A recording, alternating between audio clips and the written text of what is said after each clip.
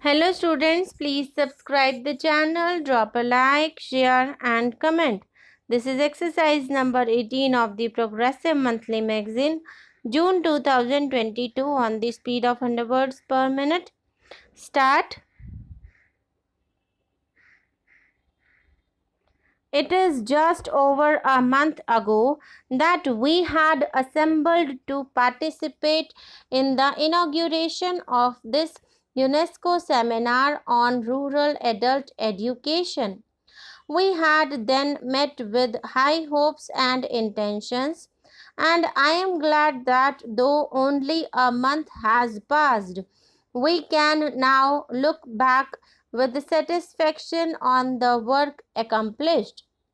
I must sincerely congratulate the director, the consultants, the chairman of the groups, the delegates, and other participants of the seminar for the energy and competence with which they have carried out their important task.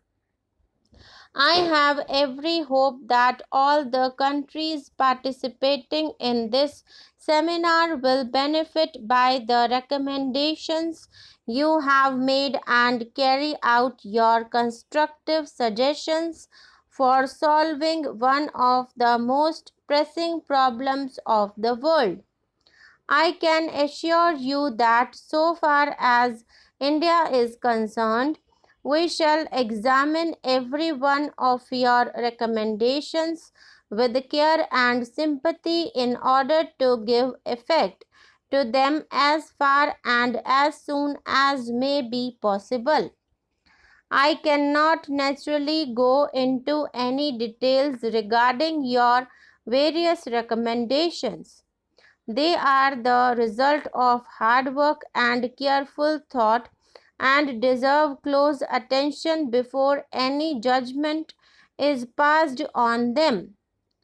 I must, however, express my sense of satisfaction for the way in which you have sat down to work and divide the different aspects of a colossal problem for study by special groups.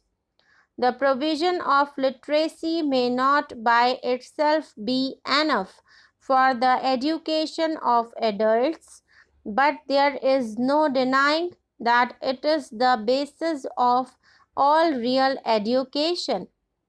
The first study group, which dealt with different methods of teaching readings to adults, has made suggestions which will be of value to all countries. The second group, dealing with specific problems of health and family life, has discussed questions which are vital for any scheme of social welfare. No community can flourish until and unless the individuals constituting it are happy, and no individual can be happy without health and a satisfactory home life. Women have a special role to play in this, and I am glad to hear that your group has not overlooked the imperative necessity of securing to women an adequate knowledge of homecraft and health.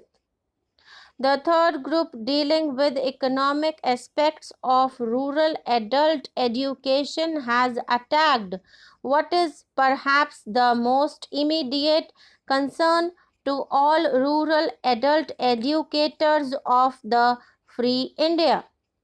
I must not, however, anticipate the action which different governments may take on your various recommendations. So far as India is concerned, I can say that I am greatly impressed by a suggestion made for the setting up of some centralized agency to guard against the possible dissipation of energy, enthusiasm, and competence through unnecessary duplication of efforts. I have felt that some such agency is necessary to advise the states and the provinces of the Indian Union not only on the general principles of education but also on the coordination of steps, procedure, and methods in order to achieve the best results at the minimum cost. Another topic discussed in the seminar, which has appealed to me and which I propose to pursue in our country, is the setting up of some machinery to carry out a vocabulary study of the different Indian languages with a view to finding out what words are most commonly used in different parts of the country. I may tell you that even though there are 13 main languages recognized in our constitution, these languages cannot by any means be regarded as completely alien to one another. They have large common vocabularies, and if allowance is made for the mutation due to the factors of space, time, and pronunciation, the number of common words will be larger still. I have for some time had in mind a plan for the collection of common Hindi words which are found in all the other Indian languages. I am convinced that when this work has been accomplished, the non Hindi speaking people of India will find that they already possess a large vocabulary of Hindi words, and with the addition of a few more common Hindi words, they can acquire without difficulty a working knowledge of Hindi. I feel that the textbooks in Hindi for the non Hindi speaking people should be prepared on the basis of such graded vocabularies. The government will take the necessary steps in this respect, but I must pay my tribute to the many non official agencies which have been carrying out valuable work on these lines for many years.